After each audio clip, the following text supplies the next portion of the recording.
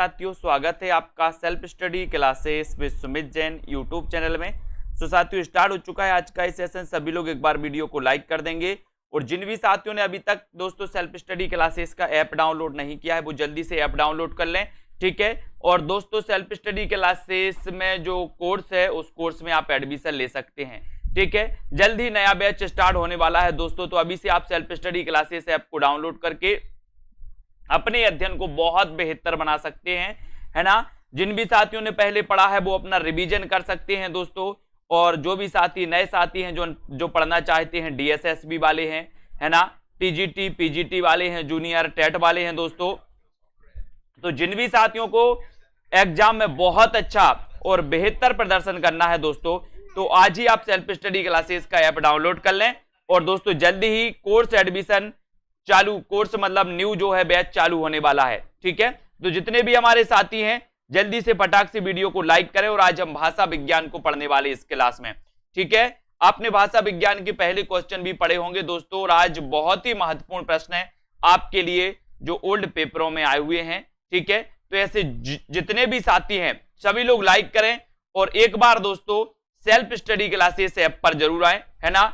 और दोस्तों आपको पता है कि सेल्फ स्टडी क्लासेस ऐप पर गुरुवार और रविवार को फ्री टेस्ट होता है, यानी कि वीकली टेस्ट दोस्तों, एक सप्ताह में 2 टेस्ट आपके करवाए जाते हैं, है ना, बिल्कुल फ्री और सबके लिए, ठीक है। तो सेल्फ स्टडी क्लासेस में आप आज ही एडमिशन लेकर के दोस्तों अपना अध्ययन अच्छे से बना सकते हैं। अब आपको बताना है, यहां पर नीचे भाषा की 4 विशेषताएं दी गई हैं, इनमें से जो एक गलत विशेषता है उसको आपको चुनना है। भाषा की कौन सी गलत विशेषता है उसका चुनाव आपको करना है, कमेंट में लिखते जाना है। जल्दी से सभी लोग लिखेंगे फटाक से प्रश्न क्रमांक 1 का उत्तर। दोस्तों अपन भाषा विज्ञान के कुछ महत्वपूर्ण प्रश्नों पर चर्चा करेंगे। अब नीचे भाषा की 4 विशेषताएं दी गई हैं, इनमें से जो एक गलत विशेषता है उसको आपको चुनना है। सभी लोग कमेंट करेंगे, बढ़िया तरीके से, अच्छा प्रश्न है। और यहां पर आपने जो उत्तर बताया है वो बताया है कि भाषा पैतृक संपत्ति होती है। ये प्रश्न क्या है दोस्तों? ये प्रश्न आपका गलत है। ये जो ऑप्शन है ये क्या है? गलत है।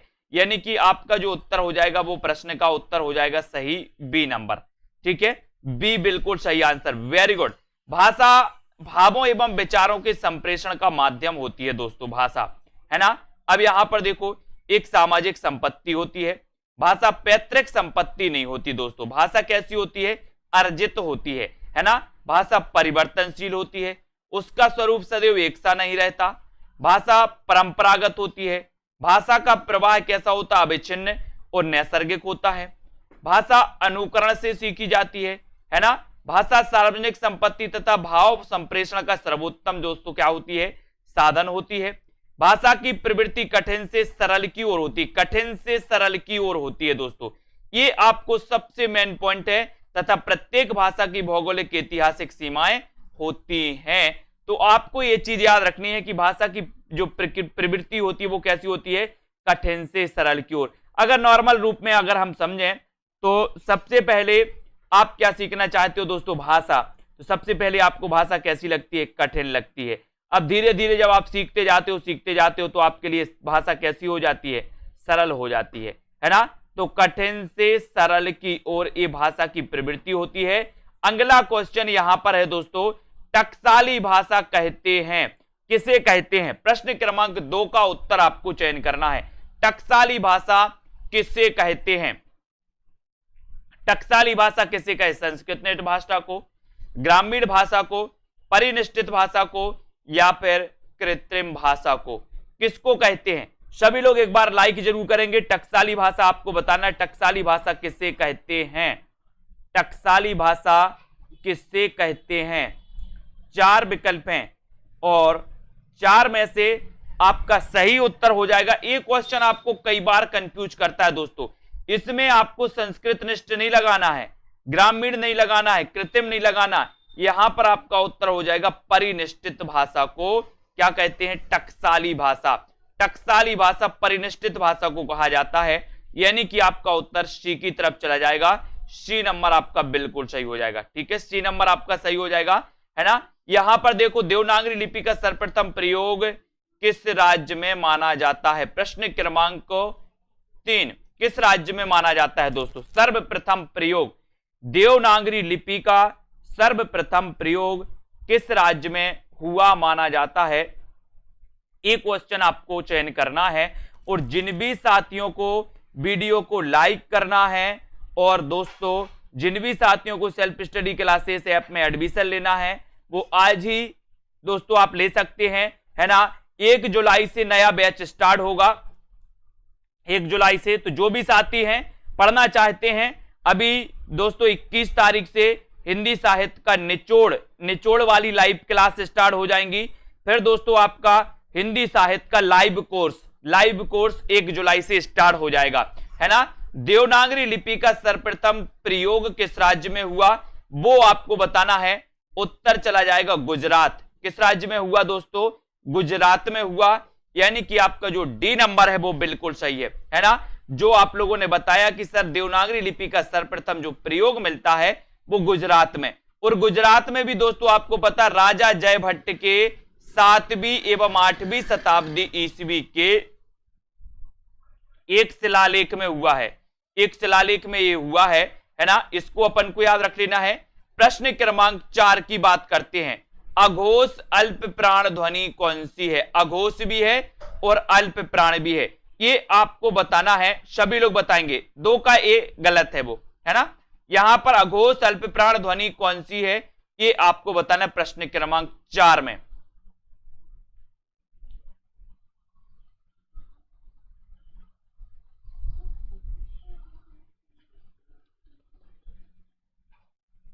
बताइए, अघोष भी है और अल्पप्राण में। आपको पता होगा वर्ग के प्रथम और द्वितीय ये क्या होते हैं? अघोष। अल्पप्राण 1, 3, 5। तो आपने यहां पर देखा कि जो का है ये क्या है? वर्ग 1 में आता है, मतलब, है ना। और ये ता भी दोस्तों 1 नंबर में आता है। तो यहां पर आपका क्या हो जाएगा? का और ता, यानी कि आपका उत्तर चला जाएगा डी की तरफ। डी नंबर आपका बिल्कुल सही हो जाएगा।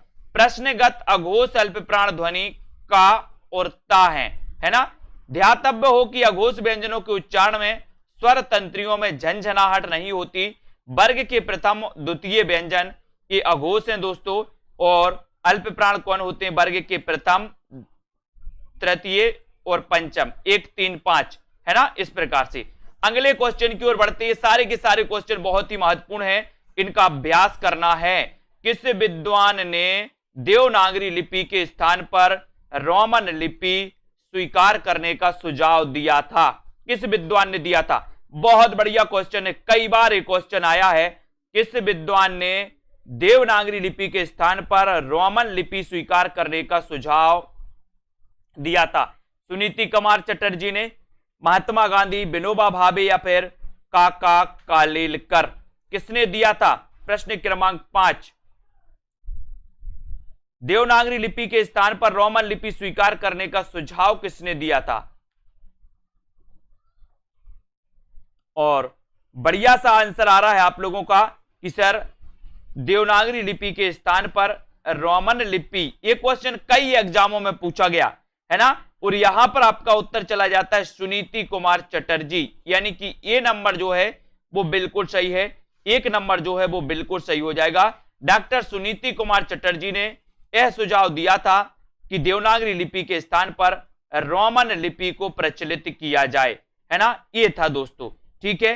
अब आपको बताना है कि भाषा के संबंध में असत्य कथन कौन सा है? असत्य कथन आपको चयन करना है। बताइए, भाषा सामाजिक संपत्ति है, भाषा परिवर्तनशील है, भाषा अनुकरण सादृश्य है, या फिर भाषा पैतृक संपत्ति है? भाषा के संबंध में असत्य कथन बताना है। ये क्वेश्चन कई बार, एक क्वेश्चन में नहीं दोस्तों, एक पेपर में नहीं, कई एग्जाम में आ चुका है कि भाषा के संबंध में असत्य कथन कौन सा है। अब आपको भूलना नहीं है, भाषा के बारे में अपन ने कई बार पढ़ा है कि भाषा तो सामाजिक संपत्ति है, बिल्कुल सही है। भाषा तो परिवर्तनशील होती रहती है, बिल्कुल सही है। भाषा तो अनुकरण के सादृश्य है, ये भी बिल्कुल सही है। भाषा पैतृक संपत्ति है, ये बिल्कुल नहीं। आपसे ऐसा होता है कि पिता दर पिता दोस्तों भाषा हस्तांतरित होती है ना, ऐसा नहीं होता। जैसा वातावरण आपको मिलता है उस प्रकार की भाषा को आप अनुकरण करते हैं, है ना। तो ये आपका डी नंबर जो है वो बिल्कुल सही हो जाएगा। अगला क्वेश्चन आपको यहां पर बताना है कि उत्तर प्रदेश सरकार द्वारा गठित लिपि सुधार परिषद की दोस्तों 28-29 नवंबर 1953 को ही बैठक की अध्यक्षता किसने की थी? अध्यक्षता आपको बताना है किसने की थी। प्रश्न क्रमांक 7 में अच्छा क्वेश्चन है। उत्तर प्रदेश सरकार द्वारा गठित लिपि सुधार परिषद की 28-29 नवंबर 1953 को हुई बैठक की अध्यक्षता की थी, किसने की थी? 4 विकल्प हैं। सभी साथी ऐप को जरूर डाउनलोड कर लें। 1 जुलाई से नया बैच स्टार्ट होगा। हम शुरुआत से पढ़ेंगे, हिंदी साहित्य के इतिहास से पढ़ेंगे, है ना, हिंदी साहित्य के इतिहास से पढ़ेंगे।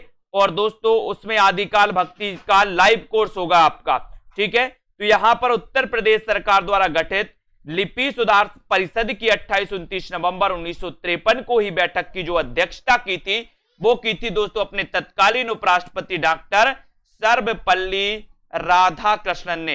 किसने की थी? डॉक्टर सर्वपल्ली राधाकृष्णन ने की थी। और आपका उत्तर चला जाता है विकल्प नंबर बी नंबर आपका बिल्कुल सही हो जाता है।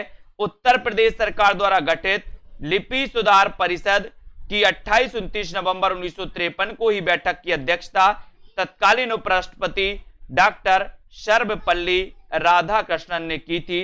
ये आपको याद रखना है। देवनागरी लिपि का विकास माना जाता है, बताइए, देववाणी से, खरोष्टी से, सिंधु लिपि से या फिर ब्राह्मी लिपि से? सभी लोग बताएंगे। 8 का उत्तर बताएंगे, सभी लोग बताएं फटाफट से। 8 का उत्तर आपको बताना है। देवनागरी लिपि का विकास माना जाता है, किससे माना जाता है? सभी को पता है, आसान क्वेश्चन है दोस्तों और क्वेश्चन आता भी है ना।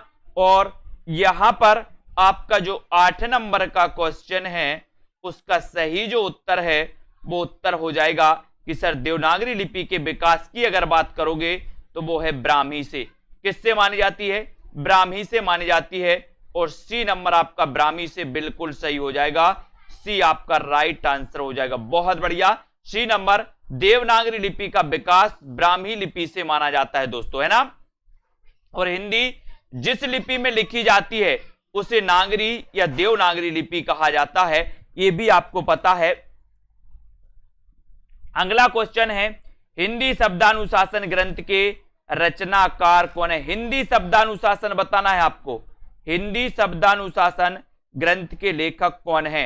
4 विकल्प हैं। अच्छा क्वेश्चन है।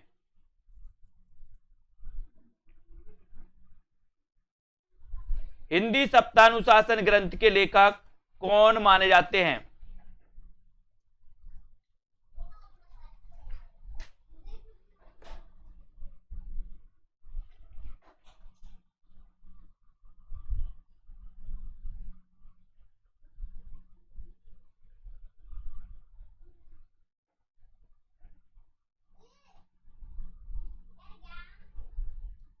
और आपका बिल्कुल सही आंसर यहां पर चला जाता है किशोरीदास वाजपेयी, है ना। इन्हें क्या कहा जाता है?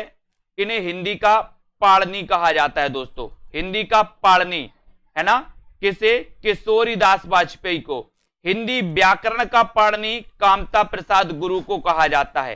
प्राकृत का पाणिनि हेमचंद्र, है ना, आपको पता होगा। तो यहां पर आपका किशोरीदास वाजपेयी यानी कि सी नंबर आपका बिल्कुल सही हो जाएगा, ठीक है। अब यहां पर आते हैं दोस्तों, हिंदी शब्दानुशासन आपने ग्रंथ के बारे में पढ़ लिया। यहां पर देख लेते हैं, हिंदी शब्दानुशासन ग्रंथ के रचनाकार किशोरीदास वाजपेयी हैं। 1920 में कामता प्रसाद गुरु का हिंदी व्याकरण नागरी प्रचारणी सभा काशी द्वारा प्रकाशित हुआ। और दोस्तों गुरु के व्याकरण करते हुए नागरी प्रचारणी सभा ने एक दूसरे व्याकरण की व्यवस्था की और किशोरीदास वाजपेयी का हिंदी शब्दानुशासन प्रकाश में आया, है ना। और हेमचंद्र का शब्दानुशासन व्याकरण रचना पर आधारित है। हेमचंद्र का शब्दानुशासन, ठीक है। अब यहां पर आपको बताना है प्रश्न क्रमांक 10 का आंसर। 10 का आंसर बताना है। शब्दानुशासन ये हेमचंद्र का है दोस्तों, है ना। ये हिंदी शब्दानुशासन आपको याद रख लेना, ये किशोरीदास वाजपेयी का है, ठीक है। अब आपको 10 का आंसर बताना है। 10 का अनुच्छेद 343, है ना। आपको बताना अनुच्छेद 344, अनुच्छेद 345 या फिर अनुच्छेद 346। बताइए जल्दी से। प्रश्न क्रमांक 10 में आपको चयन करना है। 10 का सही आंसर क्या हो जाएगा? और 10 में आपका आंसर चला जाता है कि संघ की राजभाषा हिंदी और लिपि देवनागरी होगी, है ना। यह संविधान के किस अनुच्छेद में वर्णित है? तो दोस्तों ये अनुच्छेद 343, अनुच्छेद 343, ये आपका जो ये नंबर है वो बिल्कुल सही हो जाएगा, है ना। हिंदी शब्दानुशासन इन्होंने ग्रंथ लिखा था, इसलिए तो इन्हें हिंदी का पाणिनि कहा जाता है, किशोरीदास वाजपेयी को, है ना। संघ की राजभाषा हिंदी और लिपि देवनागरी होगी, यह संविधान के अनुच्छेद 343 में वर्णित है। इसको आपको याद रखना। राजभाषा आयोग के प्रथम अध्यक्ष कौन थे? बहुत बढ़िया क्वेश्चन। राजभाषा आयोग के प्रथम अध्यक्ष कौन थे? सभी लोग बताएंगे। अच्छा क्वेश्चन है। वीडियो को एक बार लाइक करते हुए आगे बढ़ेंगे, है ना। और दोस्तों इन क्वेश्चनों को आपको बहुत अच्छे से अभ्यास करते जाना है, ठीक है। राजभाषा आयोग के बीनू सरोज जी बताइए, राजभाषा आयोग के प्रथम अध्यक्ष कौन थे? बाल गंगाधर तिलक, मुंशी आयंगर, काका साहब कालेलकर या फिर बाल गंगाधर खेर। अब देखो यहां पर कितने लोग कंफ्यूज होते हैं। बहुत सारे लोग तो कंफ्यूज हो जाएंगे और बाल गंगाधर तिलक लगा देंगे, है ना। और देखो अनूप जी बाल गंगाधर तिलक बता रहे हैं। राजभाषा आयोग के प्रथम जो अध्यक्ष थे वो अध्यक्ष कौन थे? बीजे खैर बोलते ना जिन्हें हम, बाल गंगाधर खैर, बाल गंगाधर खैर, यानी कि सी नंबर। यही तो कंफ्यूज वाला सिस्टम होता है। बाल गंगाधर तिलक लगाते थे बहुत सारे लोग, लेकिन बीजे खैर यानी कि बाल गंगाधर खैर 1955 ईस्वी में राष्ट्रपति ने प्रथम राजभाषा आयोग का गठन किया, जिसके प्रथम अध्यक्ष बीजे खैर यानी कि बाल गंगाधर खैर। एवं इस आयोग में कुल 21 सदस्य थे।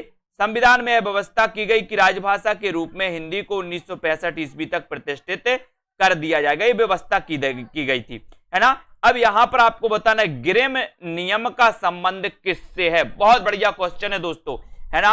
ग्रिम नियम का संबंध किससे माना जाता है? ग्रिम नियम का संबंध आपको चयन करना है। किससे माना जाता है? स्वनिम विज्ञान से, अर्थ विज्ञान से, कोश विज्ञान से या फिर बोली विज्ञान से? बताइए। स्वनिम विज्ञान, स्वनिम नियम का अर्थ संबंध किससे है? जल्दी बताओ। स्वनिम नियम का संबंध किससे माना जाता है? और आपका सही आंसर चला जाता है दोस्तों, ग्रिम नियम का पूछा था आपसे और आपने बताया है स्वनिम विज्ञान। आपने बताया स्वनिम विज्ञान यानी कि आपका ये नंबर, ठीक है, बिल्कुल सही है। स्वनिम विज्ञान अर्थात दोस्तों ध्वनि विज्ञान, है ना। यानी कि ये ध्वनि विज्ञान, स्वनिम को ही ध्वनि कहा जाता है या ध्वनि को स्वनिम। तो यहां पर जो ग्रिम का नियम है इसका संबंध दोस्तों ध्वनि विज्ञान से है ना। इसके प्रवर्तक जर्मन भाषा के विद्वान याकोब ग्रिम है और 1822 ईस्वी में दोस्तों ये प्रकाश में आया। इस नियम का संबंध भारोपीय दोस्तों स्पर्शों से है जो जर्मन भाषा में परिवर्तित हो गए। ग्रिम नियम बलाघात पर आधारित है, ये भी आपको याद रख लेना। कभी कभी आपसे पूछा जाएगा ग्रिम नियम किस पर आधारित है? तो बलाघात पर आधारित है। ग्रिम नियम के प्रवर्तक कौन है? तो जर्मन विद्वान याकोब ग्रिम माने जाते हैं। ग्रिम नियम का संबंध किससे है? तो ध्वनि विज्ञान या स्वनिम विज्ञान से है। ये आपको पता होनी चाहिए, ठीक है। अगला क्वेश्चन है भाषाओं के पारिवारिक वर्गीकरण का आधार क्या है? जल्दी से एक बार वीडियो को लाइक कर देना है। और दोस्तों नया बैच स्टार्ट होने वाला है 1 जुलाई से, है ना। उतने में सभी लोग जल्दी से लाइव क्लासों के माध्यम से ही होगा पूरा, ठीक है। और 21 तारीख से निचोड़ कोर्स, निचोड़ पहले आपको निचोड़ पढ़ाया जाएगा 21 तारीख से, और फिर उसके बाद स्टार्ट से करेंगे पूरा निचोड़ दोस्तों, हिंदी साहित्य का निचोड़ 21 तारीख से पेड कोर्स में होने वाला है ना, लाइव के माध्यम से। तो जिन भी साथियों को एडमिशन लेना है वो आजकल में एडमिशन लेकर के अपना अध्ययन चालू कर देंगे। भाषाओं के पारिवारिक वर्गीकरण का आधार क्या है ये आपको बताना है। भाषाओं के पारिवारिक वर्गीकरण का आधार क्या है ये आपको बताना है और उत्तर चला जाता है इतिहास। क्या है? इतिहास, यानी कि सी नंबर। भाषाओं के पारिवारिक वर्गीकरण में विश्व की भाषाओं को परिवार में बांटा जाता है, जिसका मुख्य आधार दोस्तों इतिहासबद्ध होता है, और हिंदी भारोपीय परिवार की भाषा है, और भारोपीय परिवार ही दोस्तों सबसे बड़ा भाषा परिवार है।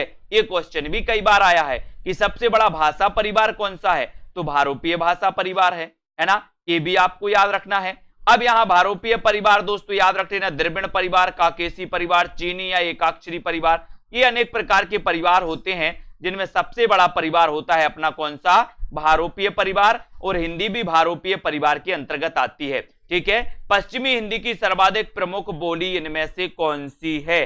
पश्चिमी हिंदी की सर्वाधिक प्रमुख बोली इनमें से कौन सी है? ब्रजभाषा, खड़ी बोली, बुंदेली या फिर बांगरू? यहां पर दोस्तों सर्वाधिक महत्वपूर्ण प्रमुख बोली पूछा गया है, ये आपको चयन करना है प्रश्न क्रमांक 14 में। जल्दी से चयन करेंगे।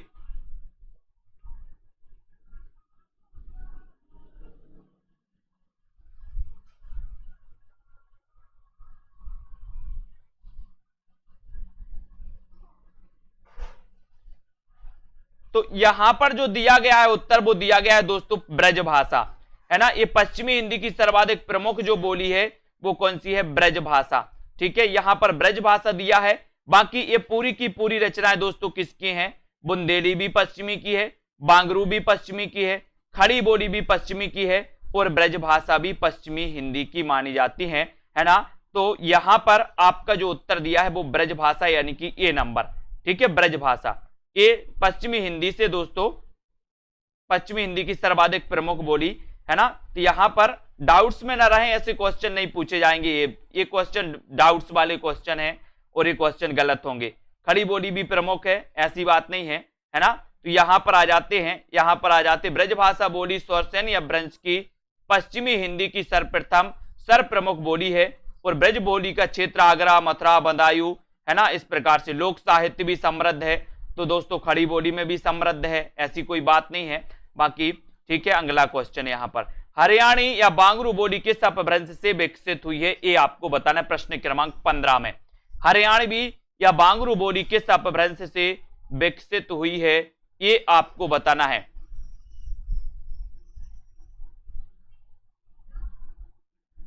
प्रश्न क्रमांक 15 में, 15 का आंसर आपको बताना है। हरियाणवी या बांगरू बोली किस अपभ्रंश से विकसित हुई है? 15 का आंसर आपको बताना है। 15 का आंसर सभी लोग बताएंगे। पश्चिमोत्तर सौरसैनी अपभ्रंश, अर्ध मागधी नागरी अपभ्रंश या फिर मागधी अपभ्रंश?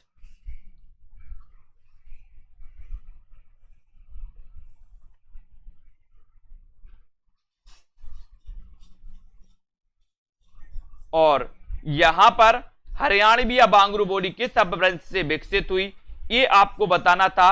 और आपको पता है पश्चिमोत्तर सौरसैनी अपभ्रंश, पश्चिमोत्तर सौरसैनी अपभ्रंश, यानी कि आपका जो ये नंबर है वो बिल्कुल सही है। एक नंबर आपका बिल्कुल सही हो जाता है। ठीक है, हरियाणवी या इसे बांगरू भी कहा जाता है, हरियाणवी को ही क्या कहा जाता है? बांगरू, है ना। ये आपको याद रख लेना। और इसका विकास हुआ दोस्तों पश्चिमोत्तर सौरसैनी से, है ना, ये भी आपको याद रखना है। अगला क्वेश्चन देखो, मगही किस उपभाषा की बोली है? अच्छा क्वेश्चन है, प्रश्न क्रमांक 16 है, मगही किस उपभाषा की बोली है? राजस्थानी, पश्चिमी हिंदी, पूर्वी हिंदी या फिर बिहारी? यानी कि आपका 16 का आंसर है। 16 का आंसर है। सभी साथी वीडियो को लाइक कर देंगे, और जिन भी साथियों को दोस्तों कोर्स में एडमिशन लेना है वो कोर्स में एडमिशन अभी से ले लें, है ना। जल्द ही बहुत अच्छे दोस्तों वो आने वाले हैं, लाइव क्लासें आने वाली हैं, लाइव कोर्स आने वाले हैं। ठीक है, तो सभी साथी चाहे वो DSSB वाले हो, चाहे पंजाब मास्टर कैडर वाले हो, जो भी हमारे साथी हैं, और यहां पर मगही किस उपभाषा की बोली है ये आपको बताना था। और मगही यानी कि आपका जो डी नंबर है, डी नंबर वो आपका बिल्कुल सही चला जाता है। डी नंबर आपका बिल्कुल सही हो जाता है, बिहारी की, है ना। मगही बिहारी उपभाषा की बोली है, और इसके अंतर्गत मैथिली, भोजपुरी आदि ये बोलियां आती हैं। ठीक है, अगला देखते यहां पर ग्वालियर की बोली है, तो कौन सी है? ग्वालियर की बोली आपको बताना है कौन सी है, ये भी पूछ लिया गया, ग्वालियर की बोली कौन सी है। ये ग्वालियर की बोली दोस्तों कई बार पूछा जाता है ना, चाहे यूपी के एग्जाम हो चाहे एमपी के एग्जाम हो, ये ग्वालियर की बोली तो पूछी जाती है कई बार, है ना। तो बताइए, हाँ पूजा जी बताइए ग्वालियर की बोली कौन सी है? बिहारी का बंगला उड़ा असमिया में, राम मूरत जी, बहुत बढ़िया, ठीक है। फीस है दोस्तों अभी 1199 फीस है, 1 साल तक की ये फीस रहेगी, 1 साल तक वैलिड रहेगा, है ना। ग्वालियर की बोली आपका हो जाएगा दोस्तों कौन सी है? बुंदेली। कौन सी है? बुंदेली, यानी कि आपका जो ये नंबर है वो बिल्कुल सही है ना। और बुंदेली पश्चिमी हिंदी से संबंधित है, इसको भी आपको है ना। ग्वालियर की बोली बुंदेली है, और इसके अलावा यह बोली उत्तर प्रदेश के झांसी, औरई, जालौन, हमीरपुर, बांदा, है ना, मध्य प्रदेश के ओरछा, पन्ना, दतिया, चरखरी, सागर, टीकमगढ़, दमोह, सिवनी, छिंदवाड़ा, बालाघाट तथा भोपाल में भी बोली जाती है दोस्तों बुंदेली, है ना। भोजपुरी बोली की उत्पत्ति हुई है तो किससे हुई है? भोजपुरी की उत्पत्ति किससे हुई है बताइए? भोजपुरी की उत्पत्ति किससे हुई है? अच्छा क्वेश्चन है। अर्धमागधी अपभ्रंश से, मागधी अपभ्रंश, स्वर सैनी अपभ्रंश या फिर ब्राचड़? प्रश्न क्रमांक 18 का आंसर, भोजपुरी बोली की उत्पत्ति हुई है तो किससे हुई है बताइए? बहुत अच्छा क्वेश्चन है। भोजपुरी फिल्में आप लोग देखते होंगे, है ना, सभी लोग देखते हैं भोजपुरी फिल्में, और 18 का आंसर आपको सभी को पता है ना, क्या किससे हुई है?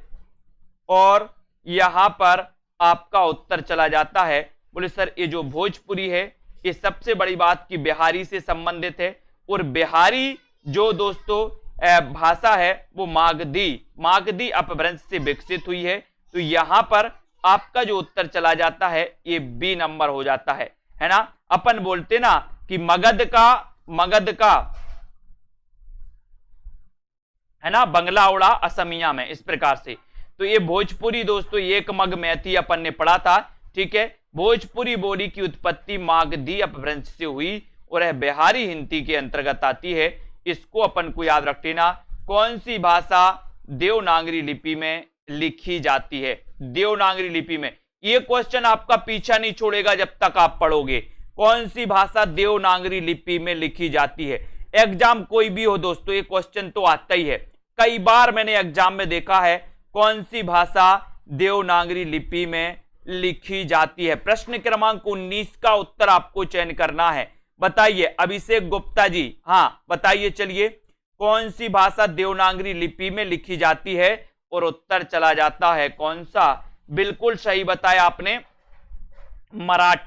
मराठी जो भाषा है दोस्तों ये देवनागरी लिपि में लिखी जाती है, यानी कि आपका उत्तर सी की तरफ चला जाता है। सी नंबर आपका बिल्कुल सही है ना। पंजाबी तो गुरुमुखी में लिखी जाती है, ये मराठी लेकिन देवनागरी में लिखी जाती है। इसको आपको बहुत बढ़िया उत्तर आप लोगों ने बताया है। चलिए अगले क्वेश्चन की ओर बढ़ेंगे। देवनागरी लिपि भारत की लिपि है जिसकी वैज्ञानिकता के कारण इसका प्रयोग हिंदी, मराठी, नेपाली, संस्कृत आदि बोलियों में किया जाता है। आपको पता होगा दोस्तों संस्कृत की भी लिपि क्या है? देवनागरी। नेपाली की भी लिपि है और मराठी और हिंदी की भी लिपि है, ठीक है। यहां पर हिंदी खड़ी बोली किस अपभ्रंश से विकसित हुई है? प्रश्न क्रमांक आपका 20 है। हिंदी खड़ी बोली सभी लोगों ने पता होगा, ठीक है, सभी लोग बताएंगे। प्रश्न क्रमांक आपका 20 का आंसर है मागधी, अर्धमागधी, स्वर सैनी या फिर पैसाची? बताइए हिंदी खड़ी बोली किस अपभ्रंश से विकसित हुई है? खड़ी बोली सभी लोगों को पता है कि सर कानों के खड़ी बुंदेली ब्रजभान हरि के पास, है ना। तो यहां पर आपको पता है खड़ी बोली की बात है तो खड़ी बोली हुई है स्वर सैनी अपभ्रंश। पश्चिमी राज गुजरात में शेर है, पश्चिमी राज गुजरात में शेर है। और शेर आपने देखे ही होंगे, बब्बर शेर गुजरात का एक गिर राष्ट्रीय उद्यान है गुजरात का, ठीक है। इसको आपको याद रख लेना है, गिर राष्ट्रीय उद्यान गुजरात का, जहां पर बब्बर शेर मिलते हैं। तो पश्चिमी राज गुजरात में शेर है। तो पश्चिमी हिंदी की दोस्तों गुजराती आपने पढ़ी है, राजस्थानी पढ़ी है और सौरसेनी भी आपने पढ़ी है। ठीक है, आपको पता होगा। तो यहां पर सौरसेनी हिंदी से, सॉरी, पश्चिमी राज गुजरात में शेर है, पश्चिमी हिंदी, गुजराती और राजस्थानी, सौरसेनी से। ठीक है, अब आपको बताना छत्तीसगढ़ी बोली हिंदी के किस उपभाषा वर्ग के अंतर्गत आती है? किस उपभाषा वर्ग के अंतर्गत आती है? पश्चिमी हिंदी के अंतर्गत, बिहारी हिंदी के, पहाड़ी हिंदी या फिर पूर्वी हिंदी के? छत्तीसगढ़ी अपन ने पढ़ा था, कोड में याद किया था। अब छत्तीसगढ़ी यानी कि अवधी, बघेली और छत्तीसगढ़ी, ए बी सी, कुछ लोग ए बी सी कर लेते हैं, है ना। और अब छत्तीसगढ़ी, अब छत्तीसगढ़ी यानी कि ये पूर्वी हिंदी से संबंधित हैं। पूर्वी हिंदी की बोलियां हैं दोस्तों कौन सी? अब छत्तीसगढ़ी यानी अवधी, बघेली और छत्तीसगढ़ी, और छत्तीसगढ़ी बोली हिंदी के पूर्वी हिंदी से संबंधित हैं। इनको याद रखेंगे। अब आपको यहां पर अगला क्वेश्चन है, ताले के पानी पताले गए बेटी, पुरेन गई को मिलाई हो, गंगा जमुना बिच रेती परतू है, कैसे के रचाऊं ब्याह रे। उक्त गीत किस बोली का है दोस्तों? बताओ। ताले के पानी पताले गए बेटी, पुरेन गई को मिलाई हो। बताना है इसको, जल्दी से बताओ। ये जो गीत है, ये जो बताना है, ये किस बोली में है? सभी लोग बताएंगे। अवधी, अवधी में है, ब्रज में है, भोजपुरी में है या फिर कन्नौजी में? 22 का उत्तर। बहुत अच्छा क्वेश्चन है दोस्तों, और यहां पर आपका उत्तर क्या हो जाएगा? 22 का उत्तर, 22 का उत्तर आपका सही हो जाएगा। कौन सा? ए नंबर, अवधी, है ना, अवधी। और ये पूर्वी हिंदी से संबंधित है, अवधी, बघेली, छत्तीसगढ़ी, और ए नंबर आपका बिल्कुल सही हो जाएगा। ठीक है, ताले के पानी पताले गए बेटी, ये अवधी से संबंधित है, ए नंबर बिल्कुल सही है। ठीक है, ये यहां पर आ जाओ। हिंदी का पाणिनि किसको कहा जाता है? हिंदी का पाणिनि बताना है आपको, किसको कहा जाता है? कामता प्रसाद गुरु को, रामचंद्र वर्मा, भोलानाथ तिवारी या फिर किशोरी दास वाजपेयी? बताइए। 23 का आंसर सभी लोगों को बताना है। बताइए 23, हिंदी का पाणिनि किससे कहा जाता है? यहां पर दोस्तों आपका जो क्वेश्चन है ये गड़बड़ हो गया। हिंदी व्याकरण का पाणिनि बताना है यहां पर। हिंदी व्याकरण का पाणिनि, हिंदी व्याकरण का पाणिनि किससे कहा जाता है? ये क्वेश्चन ऐसा होना चाहिए था। हिंदी व्याकरण का पाणिनि किससे कहा जाता है? तब आपका यहां पर उत्तर देखो। ये दोस्तों आपको याद रख लेना, यहां पर कुछ गड़बड़ हो गया। हिंदी का पाणिनि, हिंदी का पाणिनि किशोरी दास वाजपेयी, लेकिन हिंदी व्याकरण का पाणिनि कामता प्रसाद गुरु। ठीक है, हिंदी व्याकरण, यहां पर क्वेश्चन गड़बड़ है। कामता प्रसाद गुरु हिंदी व्याकरण के, और हिंदी का पाणिनि किशोरी दास वाजपेयी। ठीक है, यहां पर डी नंबर सही होना था, है ना। चलिए कोई बात नहीं, अब आप सुधार लेना, वैसे सभी को पता है। भाषा की प्रमुख प्रकृति कौन सी है? बहुत अच्छा क्वेश्चन है। भाषा की प्रमुख प्रवृत्ति कौन सी है? सरलता से क्लिष्टता की ओर, जटिलता से सरलता की ओर, या फिर भावों से विचारों की ओर, या विचारों से भावों की ओर? प्रश्न क्रमांक 24 आपका उत्तर बताना है।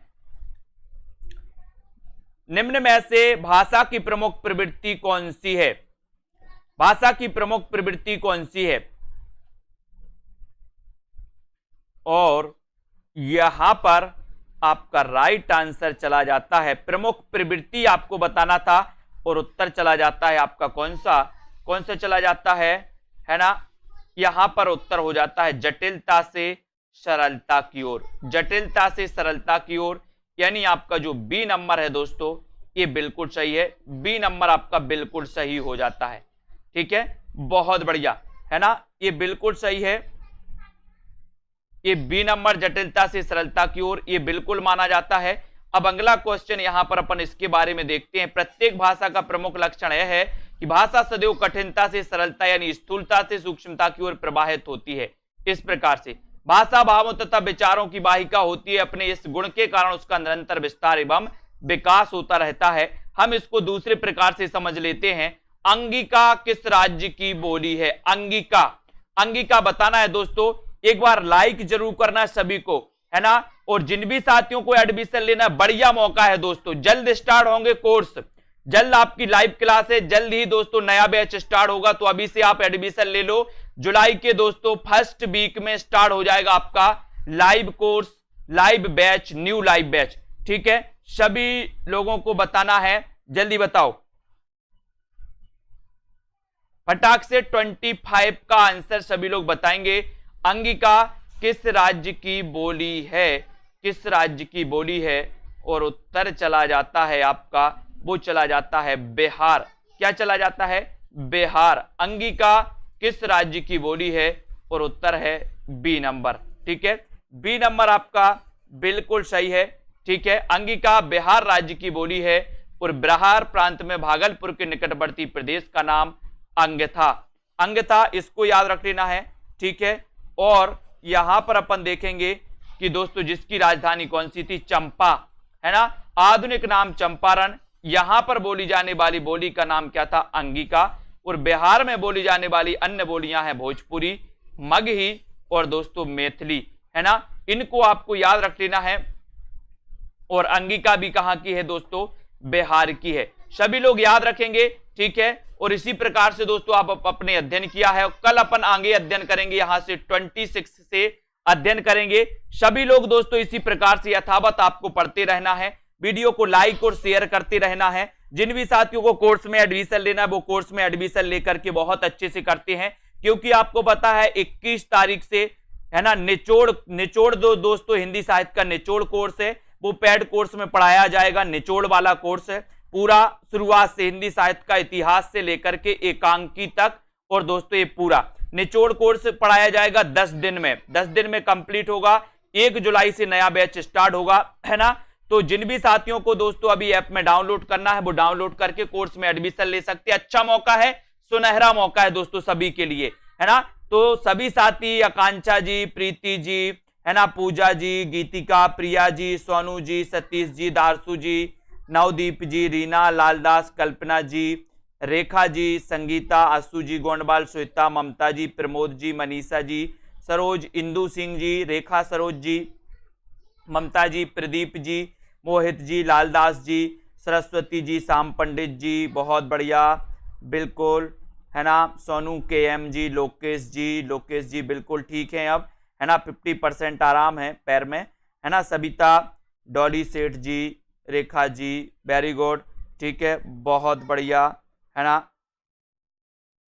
ना। पूजा वर्मा जी, गीतिका, प्रिया जी, लोकेश, सोनू जी, रुचिका, श्वेता, अरुण राजपूत जी, राम मूरत जी, कुबेर जी, है ना। कॉमेडी गुरु हैं, निष्ठा त्रिवेदी जी, याचना, बहुत बढ़िया, ठीक है।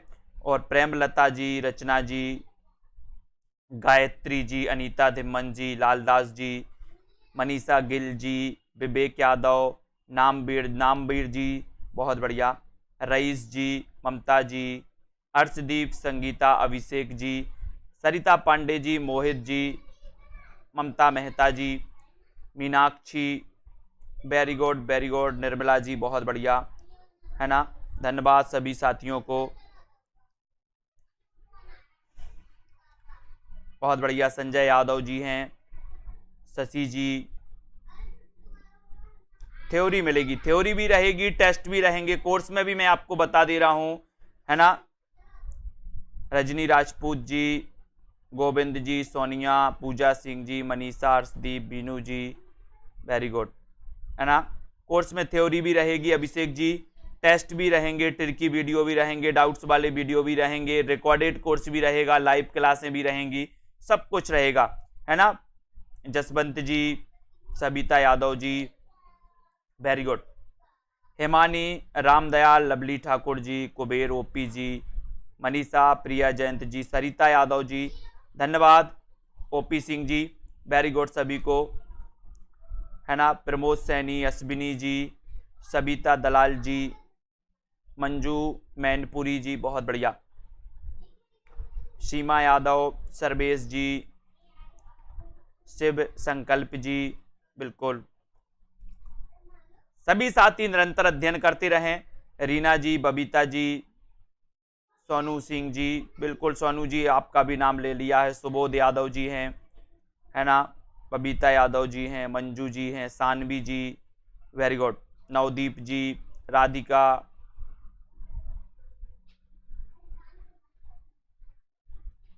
ठीक है, रचना, सरिता पांडे जी, बहुत बढ़िया।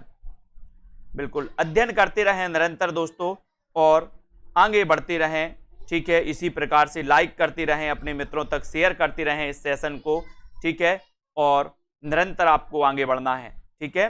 रजनी राजपूत जी, रमा शर्मा जी, रोमा जी, प्रिया जी, बिल्कुल ठीक है, रईस जी, बिल्कुल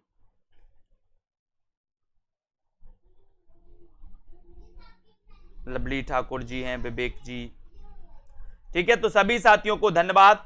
अध्ययन करते रहे निरंतर। जिनको एडमिशन लेना है सेल्फ स्टडी क्लासेस का, आज ही ऐप डाउनलोड कर लें। और फ्री भी दोस्तों, फ्री टेस्ट भी होता है आपके लिए। अंकु जी शुक्ला, है ना, मनीषा गिल जी, फ्री टेस्ट भी आपका 2 दिन होता है, रविवार को और गुरुवार को, सभी के लिए फ्री टेस्ट होता है ऐप पर, है ना। तो उस फ्री टेस्ट से भी आप जुड़ सकते हो दोस्तों, है ना। तो जिन भी साथियों को जुड़ना है जुड़े, निरंतर अध्ययन करें दोस्तों, ठीक है। आज के इस वीडियो के लिए दोस्तों जय हिंद सभी को।